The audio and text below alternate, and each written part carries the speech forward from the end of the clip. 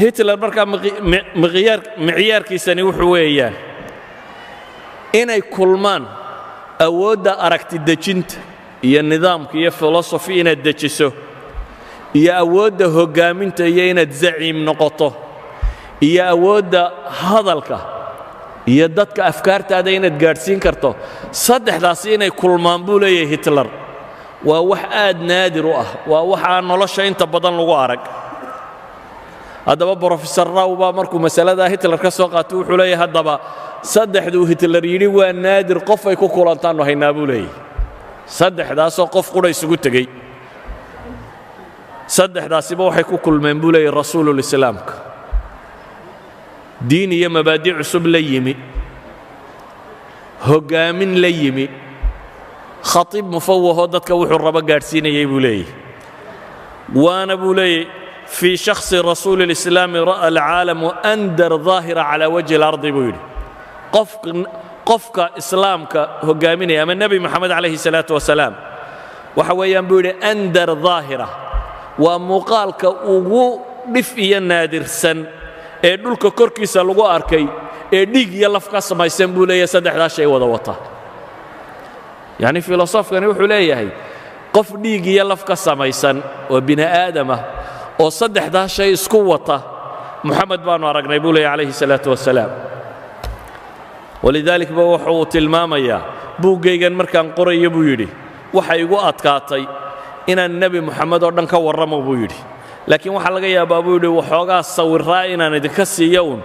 muxamedkii nebiga ahaa muxamedkii dagaalyahanka ahaa muxamedkii rajulul acmaalka businessmanka ahaa muxamedkii rajulu siyaasiga ahaa muxamedkii khatiibka ahaa muxamedkii muslix ijtimaaciga ahaa muxamedkii agoontu ay ku soo hoyan jirtay muxamedkii addoommaha xorayn jiray muxamedkii dumarka xoreeyey muxamedkii qaadiga noqday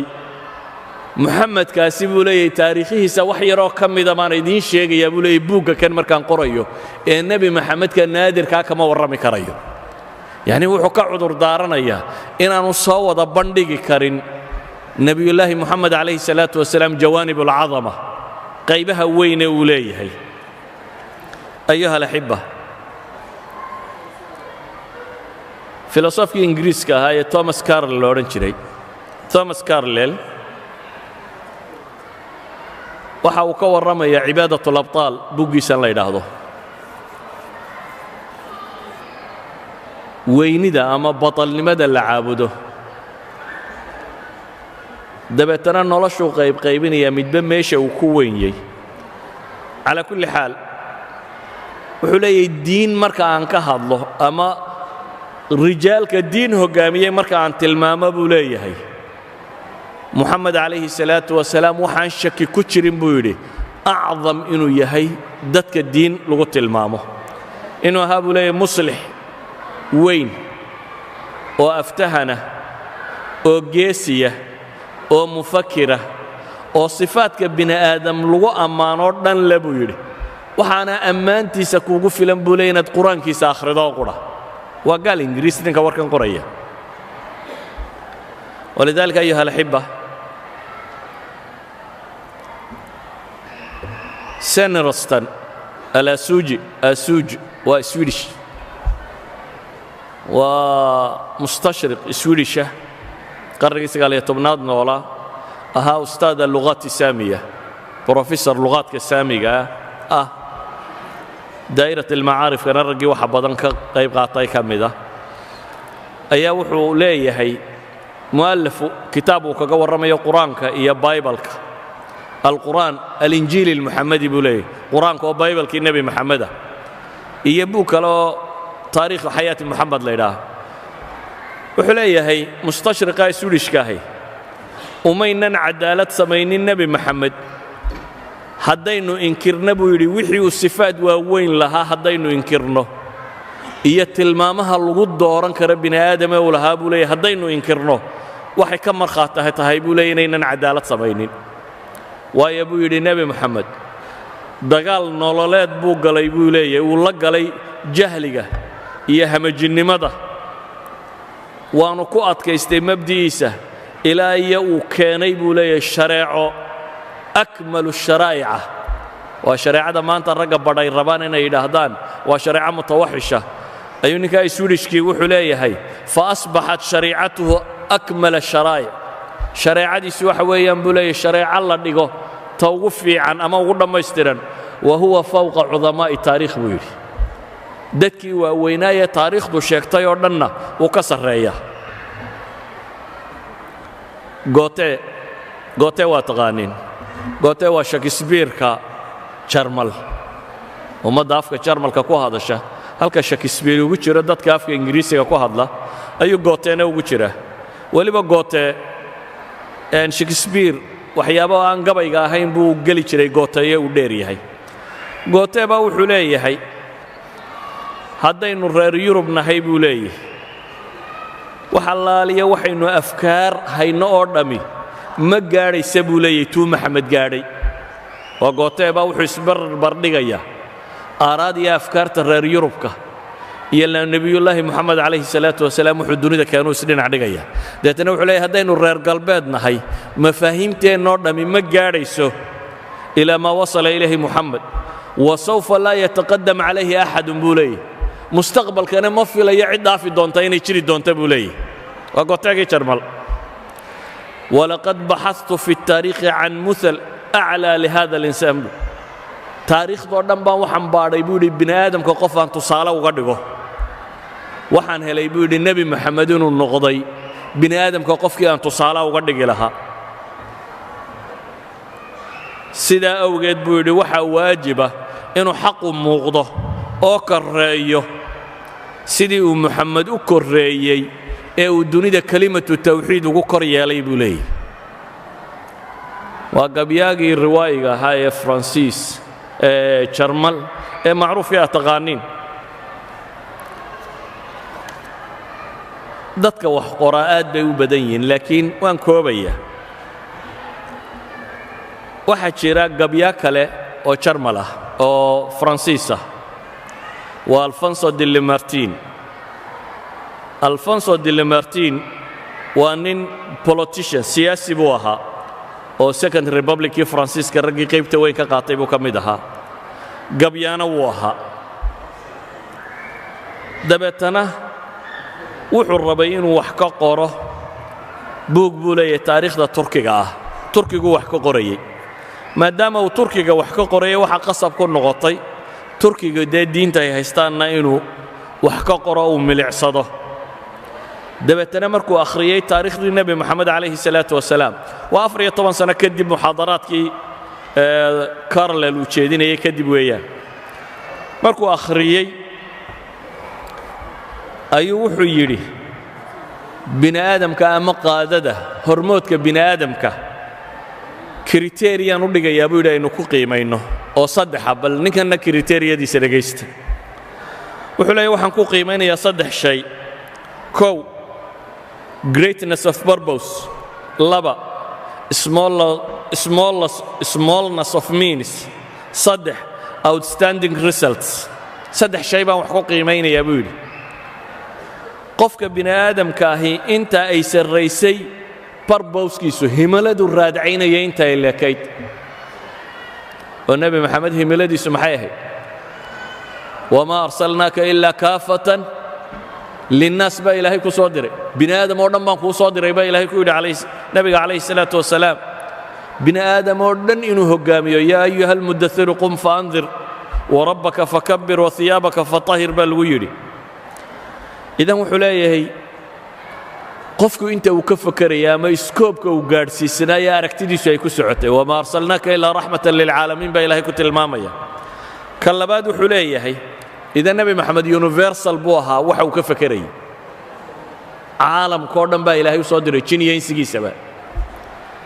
kan labaad wuxuu leeyahay smallness of means awoodda uu haystay inta ay leekayd dee nin maalan maanta ninka dawladda maraykan xukumaa dee wuxuu haystaa miiniskii dunida ugu ballaadhnaayo nin madaxa gacantiisa gala hadday dhaqaalo tahay hadday hub tahay hadday dawlad tahay hadday technology tahay hadday dunida ciddii hoggaaminaysu maamulaa ama isagu ninkani qofku qiimaysanaya waa maxay qofkan waa inuu wuxuu haystayna inay wax yar noqdaan nebi moxamed markaynu eegno calayhi salaatu wasalaam dee wasaa'il dhaqaale ma haysan cidi lama soconin inan yaroo agoona oo meel cidlaa ku soo koray tolkiya dadku ka dhashay meel saxaaroo lama degaa bay joogeen carabi magac iyo maamuus dunida kumay lahayn labada dawladooda waaweynee dunida ka taliya midnaba may ahayn yacni waxay ahayd uun meel bini aadam degan yahay meesha ugu dambaysa ee la tilmaamo ayay saxaara alcarab ahayd markuu nebi moxamed ka soo baxay calayhi salaatu wasalaam qodobka saddexaad ee la martiin wax ku qiimaynaya waxa weeyaan waa outstandingka resultska ka soo baxay nataa'ijka uu dhaliyey siday u weyn tahay nataa'ij raa'ica yacni nebi maxamed wuxuu leeyahay taariikhda bini aadamka haddaan saddexdaa shay ku qiimeeyo qof himiladiisu weyn tahay waxa agtiisa yaallaana ay yar yihiine awoodee u haysta midhaha uu dhaliyeyna uu midho caalamiyo aad u ballaadhan yahay markaan wax ku qiimeeya buu leeyahay nebi moxamed calayhi salaatu wasalaam wuxuu yahay buu leeyahay qofka ugu mudan bini aadamkee la tilmaami karo masalada uu ninkani sidaa u tilmaamay waxaa tacliiqinaya bosworth smith benyamin bosworth smith waa bishop maraykana buug buu leeyahay la yidhaahdo uu nebi moxamed calayhi salaatu wasalaam kaga warramayo dabeetana wuxuu leeyahay moxamed buu yidhi laqad kaana alqaysara waalbaaba ninkani waa bishop markaa labadii uu yaqaanay ugu awood badnaa buu isku daray nebi moxamed wuxuu ahaa buu yidhi qaysar iyo baabahoo la ysku daray buu yidhi yacni dawladihii romaniska boqor dawladda hoggaamiyo qaysar la yidhaahdaa jiray iyo dee boobkii katoliga moxamed wuxuu ahaa buu yidhi labadaasoo la ysku daray laakiin haddana bal u fiirso laakiin buu yidhi muu lahayn lakinahu kaana baaban biduuni khuyalaa'i albaabawaat baabo boob aan lahayn buu leeyahy isla weynida boobabku ay leeyihiinna ma lahayn buu leeyahy rajul mutawaadica buu ahaa si kale markaan u eega buu yidhi waa qaysar biduuni juyuushi alqayaasira wa biduuni jeyshin muta'ahab wa biduuni qalca wa biduuni dakhlin haabit wuxuu ahaa buu yidhi qaysar ama boqor aan ciidan lahayn oo aan qalcada iyo castalis meelo dhufaysya wadanin oo aan xataa buu yidhi mushahar qaadanin mushahar raatiba xataa aan lahayn buu leeyahy idan wuxuu leeyahay nebi moxamed wuxuu ahaa qaysar iyo boob la ysku daray oo aan isla weynida qaysarkana boobkana lahayn wixii ciidan iyo xoog iyo xoolo uu qaysarku watayna aan wadanin buu leeyahy labadaasoo la ysku daro haddana aan intan wadanin waa wax cajab qaba saa daraaddeed buu wuxuu tilmaamayaa nebiyullaahi moxamed calayhi salaatu wasalaam inuu yahay mihaalka ugu cadiimsan ee bashariyada soo maray linardo ayaa isna wuxuu tilmaamayaa leeyahay moxamed ina moxamedan acdamu albashariya qaatiba asdaq insaanin wujida calaa wajhi اlardi buu leeyahy nebi moxamed waa qofkii ugu weynaayee dunidan soo maray waa insaankii ugu run sheega badnaa ee dunidan soo maray ayuha alaxiba waxa idinku filan soo ma ogadin united nationku inay leeyihiin kulliyad ku taalla talyaaniga toronto bay ku taallaa oo kulliyo leadershipka lagu dhigo oo leadershipka yacni united nationkeeda iyo dadka ka shaqeeya leadershipkooda sida ay loo hoggaamiyo ma filaysaa leadershipka ugu weyne loo dhigaa inuu yahay nebi moxamed calayhi salaatu wasalaam oo professor ingiriisi dhigo nebi moxamed calayhi salaatu wasalaam professorrada ingiriiska ugu caansan ee leadership ka warrama buug buu leeyahay la yidhaahdo qiyaadatu moxamed the leadership of moxamed uu leeyahay kaasaa laga dhigaa uu dhigaa united nationka qaadadeeda si loogu tareengareeyo nebi moxamed calayhi salaatu wasalaam qiyaadadiisii idan marka ay noqoto cilmi iyo jaamacad iyo taariikh iyo bini aadam waxbaadha iyo dad insaaninimada bini aadamnimada ay qiimo u samaynayso nebi moxamed calayhi salaatu wasalaam waa hormoodka bini aadamka walidaalika ayuha alikhwa hanis kong nin la yidhahdo switzerland u dhashay doctora waa caalim lahuut theologiana ayaa wuxuu leeyahay taariikhdoo dhan baan baadhay anoo ka baadhaya bini aadamka qof aan tusaale uga dhigo nebiga carbeed ee moxamed un baan helay buu yidhi qof bini aadam tusaale u noqon kara dadka aan tilmaamaya waa dad background kala gedisan leh qaarkood wadaadda diimeed ay yihiin qaarkood taariikhyahanna ay yihiin qaarkood ay jananno iyo casaakir yihiin qaarkood ay usaatida jaamacadeed yihiin qaarkood ay physics iyo science isku shaqo leeyihiin waa dad background kala gedisan leh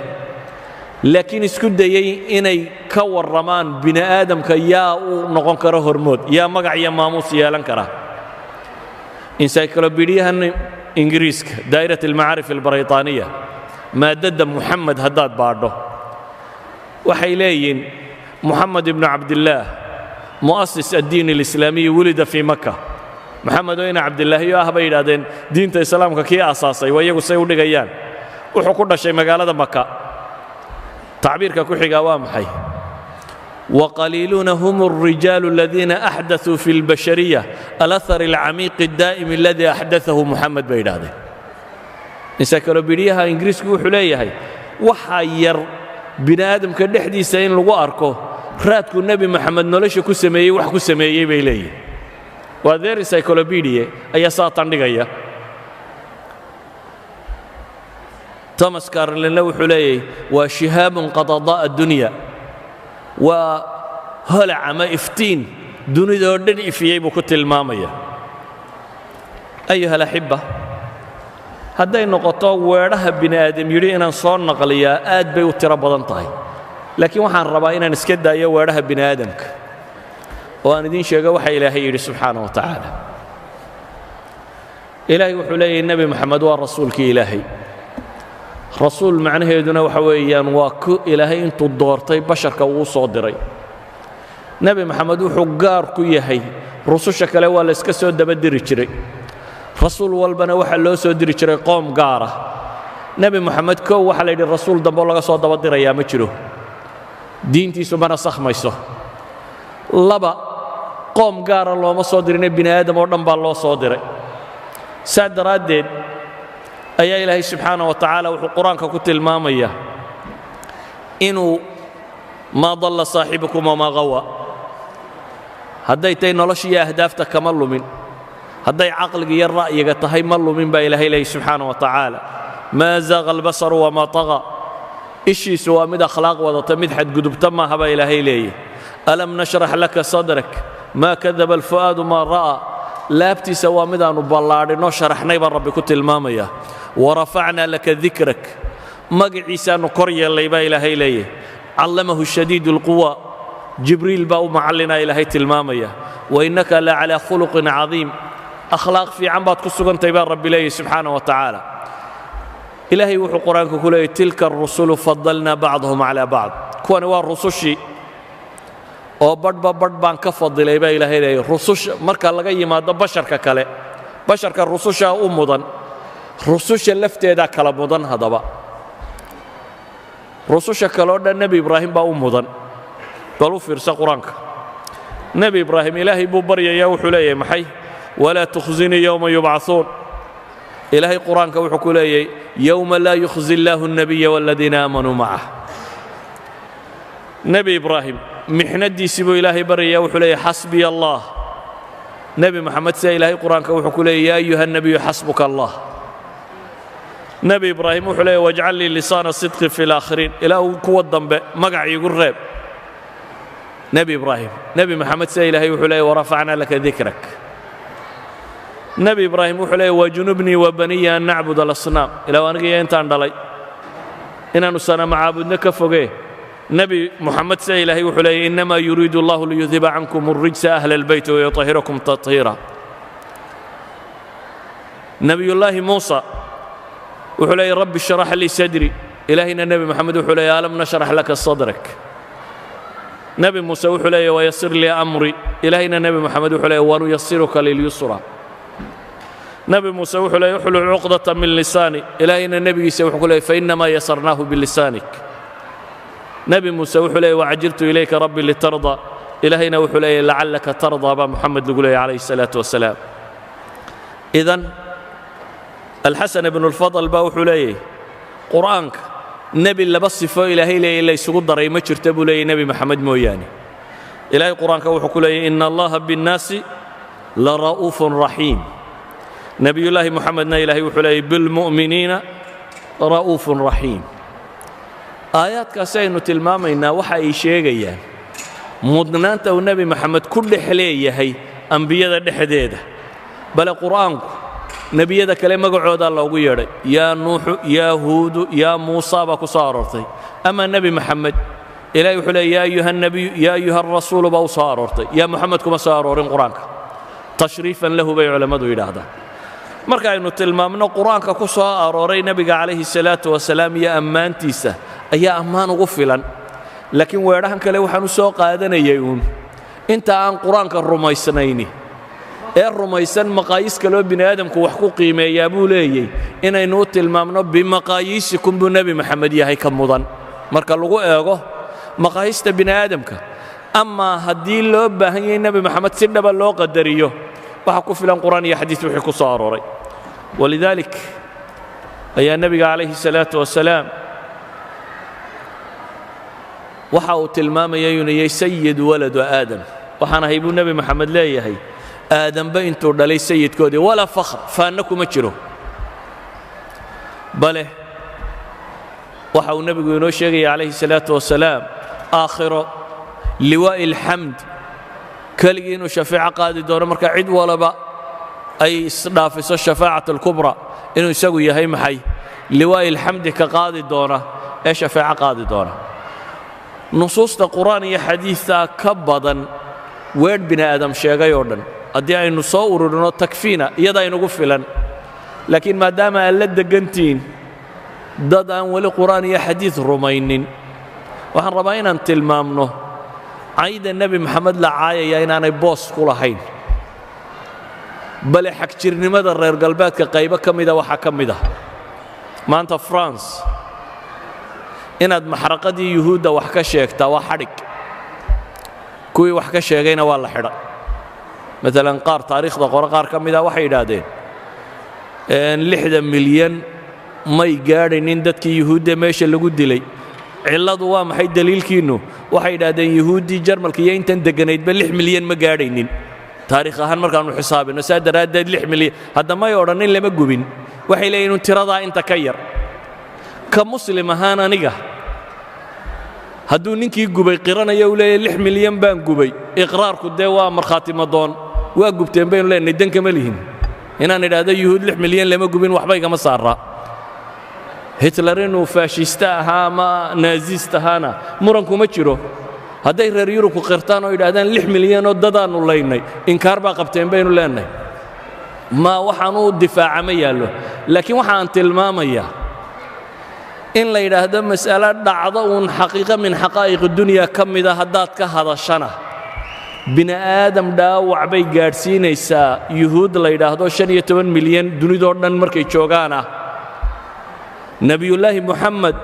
oo 2 bilyan oo qof rumaysan tahay marka la caayana waa xorriyatulkalaam inay noqotiyo xorriyatulqowl oo maxaa tan kale xorriyatulqowl u noqon weyday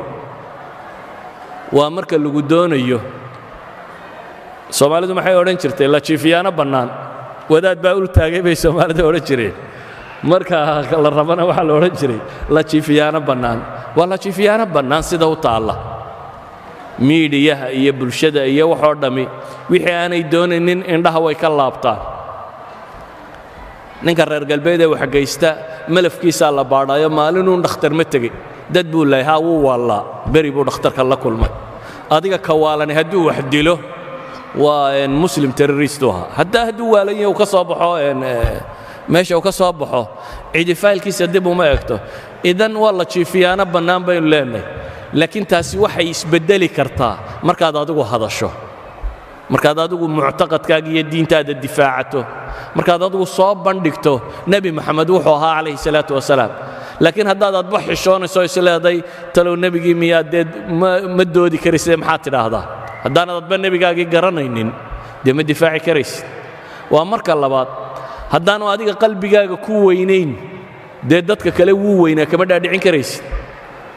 hadduu adiga qalbigaaga ku weyn yahay gaalkan yare dhafoorrada xiirtay oo aad dhafoorrada ka daba xiiranayso oo gaalka surwaalka dabada dilaaciya waa qalbigaaga kuwan yaadna surwaalka dabada dilaacinayso laakiin haddaad cumaamad ama koofiyad xidhato nebi armaad u ekaataabaad silada yaan dadku ku garanin saxanka maaha yaa dadku ku garanin koofiyadii idan hadduu agtaada ku weynaan waayo adigu waxaad rumaysnayd adigu diinkaagii iyo waxaad rumaysnayd hadduu agtaada ku weynaan waayo dadka kale agtooda nebi maxamed ha ku weynaado suurtagal maaha markaynu innagu nebi maxamed weynayno calayhi salaatu wasalaam ayaa dadka kalena weynaynaya innagay xilkeenna tahay markaasi dadka in badan baan ogaynba wuxuu ahaa intaanaan ka warramaynaa waa in taariikh baadhay oo wax baratay oo wax eegtay laakiin dadka inta badan dee miidiyahaasaa u warrama maalinna sawir yaroo qaldan soo saaraya maalinna hadal qaldan soo saaraya kaasaa u warramaya markaa dadku saasuu rumaysan yihin idan waa xil idinka idin saaran